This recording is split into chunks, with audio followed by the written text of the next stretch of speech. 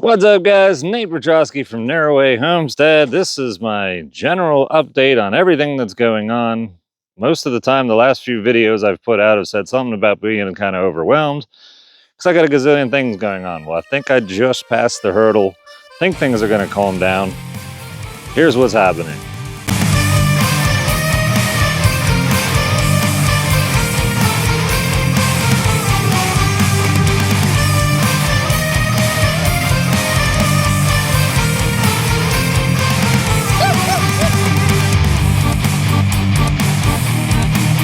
So as you guys know about the big major projects, I've got the garage build happening. I've got the house over at There's a Way Homestead. As far as the garage, that's pretty much straightforward from here on out. I have to do the homeowner side of things as far as like I got to pick out garage doors and I got to think about like what things are going to look like and what metal I want. And, you know, I'm not usually on this side of it. I've been a contractor. I'm not a contractor anymore, but I was a contractor and I was always on the side of like the other side, and the customer always picked everything out, and I didn't have to think about it. Now I have to think about the other side of it, but not a big deal. Just little stuff I got to do. Over on that other homestead, that other house, I'm going to go over there myself and just do some, I don't know, select demo work. It's just hard to tell anybody else who's not really experienced in construction exactly what to do. I got to knock out some stuff, and then the second floor framing can come down. The first floor framing, that can all disappear, and I can just see what I'm dealing with. Then on the outside, I want to put lath on there, and I was going to do like vinyl siding. I don't like vinyl siding. I'm thinking about doing metal siding, but not the. I don't know. I just call this type of metal barn metal. Like it's just as generic as can be. But they make siding that looks like board. In case you guys are wondering, this is actual board and batten. So it kind of looks like that. It looks really cool. I think a metal board and batten siding over there would look amazing. So kind of thinking through that, but both those projects are well underway. They're not weighing heavily on my mind or anything like that. What I'm currently working on is getting ready for winter. Now I have my firewood together, but I've made some changes with the water system. For one, anytime I change things with the water system, I usually do it in the spring or summer. It's easier to fool with. And then when winter comes, it's like, oh, got to winterize this. I've obviously thought about how I'm going to winterize it before I've done it, but I actually have to physically do it before it gets below freezing. And since we're here at the end of September, it can go below freezing in October. And I can get away with a couple days, but once everything really starts cooling down, I got to make sure the water system's good. Something else I just recently did, actually today, was upgrade my generator setup. What I was using was this thing over here, which did really well for me. It's a small inverter generator, but you can see the size of it is definitely tiny. It did pretty good. It's rated at 2.8 kilowatt hours. That's really, really good. Before that, I was using this one, and that one still works as far as I know. Haven't messed with it in a while, but when I originally wired it up, I just had it for, a 15 amp plug, I guess. I didn't have 20, even though these are capable of doing 20 amps. So yeah, I used a, what was this, 15 gauge? What am I saying? 14 gauge, probably 14 gauge plug. I just wired this into my inverter, and that would take the electric and charge the batteries along with run things on the homestead. And it was kind of going okay. It was sort of slow. This cord would kind of get heated up because I'd be pushing not quite 20 amps through it, but it was just something that eventually had to be upgraded. And this thing, the big upgrade, I got so tired of putting 1 gallon of fuel in a generator and then 4 hours later putting another. Not that I ran it that much, but this has a push button start. This can hook to propane, and I've upgraded the cord significantly, so I can actually put more power faster to my whole system if I want to. We'll see. It's nice to just have the generator purr too. Something I kind of have to deal with. Watch it work now, but this electric start on this brand new generator just doesn't do anything. I've had it start once or twice. It's plugged in, charging all the time, so the battery should be good in it. I think the battery is bad right from the the factory with this thing. So if I pull it out again and test it, I bet it's like 9 volts or something stupid. It should be 12.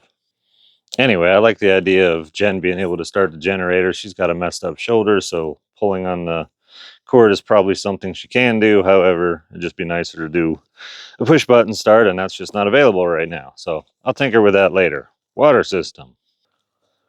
This whole rainwater collection system is completely set up and has been good for a couple years. I've always made minor changes to it. The one thing that always fights me is once or twice a year, there's a pipe that goes from here, well, more like from here to there. It's like a 2-foot section, and it ends up freezing up on me about once a winter. Not a real big deal. Last winter, I put a plug in there, basically an access port. Wow, it is not focusing, and that is not nice. So I put that in there so I can access it. I'm going to take some better quality heat tape, run on there, got some better quality pipe insulation just to cover that short section. Hopefully I'll be good, but if I need to, I'll do like I always do, and I'm still going to do it anyway, even if I think I'm good, and that is in the wintertime, just put some buckets of water in the living space that's heated by the wood stove, so it just, yeah, keeps it from being frozen. It buys me a couple days, and if my water system freezes up, I don't have to worry about it for a few days, so I can choose the optimal time to mess with it, and fix anything if anything needs fixed. It's good to do even if you think your water system's bulletproof. The other thing I did was install a water heater, a propane water heater. I still have my wood stove one. I'm still going to use that in conjunction with this, but this was just kind of in the unfinished part, and now, my goodness, I can't even back up. Now it's basically in its own closet, and so I'm going to take heat from the living quarters and get that into here. I haven't totally figured out how I'm going to do that. I'm going to do some kind of ventilation where it just pulls warm air from here, puts it in here. This thing should be vented. This whole room should probably be vented. So I'm going to come up with something. I have a few ideas, including tying in my other vent system that brings hot air down to my water pump and pressure tank. But I need fresh oxygenated air to be in here. I need it not to back feed over into my living space. So slight complications, but I won't have to worry about this thing freezing up. If I really have to, I can bypass it and just go solely off the wood stove water heater. But it's just going to be really convenient for days such as today when it's too hot to burn a fire. And yeah. The other thing I have set up in here, and again, it's really hard to film, and this is just kind of junked up at the moment, is my portable power stations. Wow, I can't talk today. Oh well, you guys will understand. Some days you just can't talk, right? Anyway, this charges off the main solar when there's excess power. That's a whole thing. I've done a video on that before. But these things will end up being charged, and I can run them right through here. And this will end up powering the living quarters, just buying me some time on that other power system, my main solar power, so that I don't have to be running the generator right away. I can just power the living quarters off of these for days, and then when I get sunny days again, I can charge them back up. So it keeps me from having to use much fuel. Real easy to just hit a switch, flip it over. But this, because these are lithium ion, they cannot be below 32 degrees and charge. So these have to be in a heated area as well, and now they will be. People ask all the time why I went with lead acid batteries. They're just more, yeah, I don't know. I just think they're bulletproof. It's old technology. They're proven. I don't have to worry about it getting too cold for them to charge, and it be an unsafe thing like with lithium ion. Now those power systems all have built-in safety things where it'll refuse to let them charge when they're cold. And this way I don't have to, run heaters over there. I may switch to lithium ion someday. Right now, I'm happy with lead acid. I'm really happy. That system's been working for 4 years, soon to be 4.5 years. It's been wonderful. The other thing that's been happening is you guys have been purchasing Minion plushies like crazy. Including the custom ones where Minion has personally autographed. He's held each of these plushies. Some of these pictures, he just looks hilarious. It just happens to be when I snapped the photo. He's handled each of the plushies, helped box them, helped package and ship the ones that are missing off of these two shelves, and got a paw print on everything. These are getting ready to go. I just shipped out a bunch, so this is kind of like just in a point of waiting for the orders to come in and fulfill it. I don't have to put all this stuff together anymore. This was an idea born a while ago and finally came to fruition, and finally the labor part of it is pretty much over. I'm sure I don't have to tell you guys, but this building that's a garage slash storage area slash packing area, it'd be nice to have a real garage someday, but right now fulfilling items myself is a real chore, but that's fine. I'm not actually sure how many of the regular plushies, Lord Minion plushies, sold. I think it's somewhere around 1,100 though. And I just recently fulfilled 37 myself, and it took me a little bit to get it all packaged together and shipped out. Like, yeah, that's why I sub out most of my fulfillment, because I can't imagine trying to do 1,100 on a homestead. Like, somebody else who has a warehouse and can handle the volume, has space to move stuff, makes a lot more sense. So I'm so glad I have that set up, because I can't imagine trying to homestead and actively fulfill everything from the website. But thanks guys for your orders of anything you've ordered from narrowwayhomestead.com. Appreciate it. It's helping fund all this, including that other homestead. Just really, really cool. Right, Aslan? Right, as he's a good boy. He's a good boy. So yeah, guys, that's what's happening. I'm basically trying to prep for freezing weather. My firewood's good. Just got to keep my water from freezing, keep these projects going. This project shouldn't be too difficult. This garage project shouldn't be too difficult to keep going anymore. Some more training for Az. He should be getting a another puppy to play with. Same breed, Turkish Boz Shepherd. That should be coming in the spring, so that's a little ways out. I'm trying to set myself up for a winter that's a little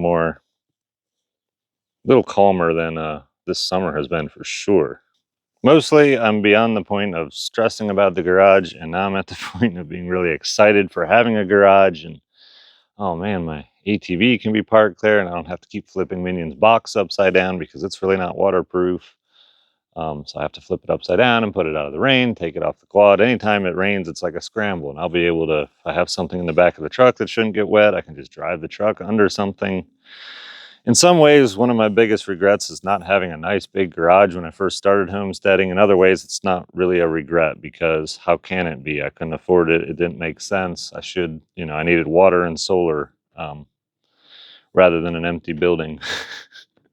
So sometimes I think I have regrets, but then I think about it and it's like, no, I really didn't have a choice. Like I couldn't afford a garage. And I could have put up the junkiest building, and then I'd be tearing that down eventually because I'd wish I'd built something right or just waited. Yeah, no regrets. Homesteading is just difficult, and it feels like I do things out of order. And if I had unlimited funds and unlimited time, things would be done completely differently. However, I don't know anybody that started homesteading who's had any of that. So one more thing to show you guys, and that would be chicks. And that's what Twitch is currently on at the moment. What's up, Twitch? I'm coming in here filming a long format YouTube video. Look at these guys. Oh, they need more food. They need more food. I'm waiting for somebody to say quiet on the set, because somebody almost always types quiet on the set in the Twitch chat. All right, guys. Out of food. You're keeping your water clean though, which is really awesome. How did your dish even get out here anyway? I bet Jen came out and fed you already. Don't fall out of here. Hold on, guys. The YouTube video has been interrupted by chores. This is really how homesteading goes, guys. You walk around, plan to do something, and then you end up doing like 30 other things instead. I know. Keep the food in there. That way if it rolls out, it doesn't fall through the slats, guys. But these chicks, I'm not into chickens. These are for Will Survives. He wants some chickens, so there's 8 of them. They're pretty cool. I like baby birds. They're really fun. I've had ducklings. I've had an emu. I've done chicks before. Then I ended up not doing them. Got rid of the chickens because it just wasn't something that suited my particular style of homesteading very well. What's up, guys? All right, nobody said quiet on the set. Okay, fine. I can't put quiet on the set in the YouTube video then. You guys watching the YouTube video, if you ever go over to Twitch and you see me recording, you should type quiet on the set because it's really cool. These rabbits are getting massive, just massive. Look at the size of you. Oh. Jen's rabbits hanging out in hutches. They seem to be doing good. Unfortunately, we're down to 2 instead of 3 because the one dug out and escaped out of here, which should be more difficult now, at least in some places. And Az went and chased it, which was good, but it was just bad that for whatever reason, he either handled it too roughly. He didn't do it on purpose. He either handled it too roughly or it just got overstressed. And either way, I didn't make it. Hang on, Twitch wants to see rabbits. You guys want to see rabbits? We can see rabbits. Okay, let me put Twitch on rabbits. Also, went to Vegas the other weekend, went for a few days. Jen hasn't been feeling good ever since, which has been getting close to 2 weeks. No, it's like 10 days now. She's not been feeling good for 10 days. So that's, yeah, not been awesome for her. Not been awesome for accomplishing stuff or going through emails. I know a bunch of you guys, I asked for drawings or ideas, floor plans of that other homestead. I did get those emails. I am just so backlogged in emails. It's not even funny. But, you know, that's one of the things, unfortunately. Emails just end up getting a lower priority when there's a bunch of other stuff going and you just have to prioritize stuff. Usually emails are something that can wait for a bit. But that's pretty much it. It's pretty much normal on the homestead. We're just about to enter fall, do some cool fall stuff. We'll finish out this video with a shot of Lord Minion doing who knows what. Ducks wandering over there. Minion just likes to sit and look and be kind of regal. Yeah, what you doing, Minion? You checking stuff out? Oh, we got Katana way up there too. Pretty cool. All right, guys. Thanks for watching. That's been the update. Appreciate you guys. Love that you guys seem to enjoy these sort of behind the scenes updates, if you will. And as you know, I'll keep the videos going and I will catch you guys next time. With the beard and the vision, he narrates his life. Cutting firewood.